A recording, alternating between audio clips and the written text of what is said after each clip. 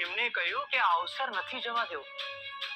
તેમના હરિએ એમને કોઈ સંકેત પહેલાથી જ આપી દીધો હતો, એટલે તો એ અમારા પાછળ આવ્યા. તમને તમારા માનેલા ભાઈ પર વિશ્વાસ નથી ભાભી, પણ આ જ સત્ય છે.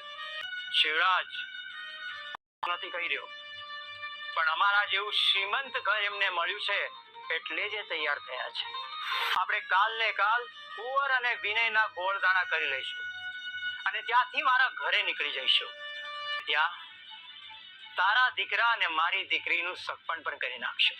અમારેથી થાય એટલું કરો ભાભી, અમે છીએ ને, અમે બધું સંભાળી લઈશું. નરસિંહ આટલું જલ્દી માની જશે? ઢોકળાની જાવ જલાલી જોઈને ભલભલા લોકો માની જતા હોય છે. શિવા સામે મારે ખોટું બોલવું પડ્યું છે કે નરસિંહ હા પાડી છે. હવે કાલે સીધા ગોળધાણા લઈને નરસિંહના ત્યાં પહોંચી જશું.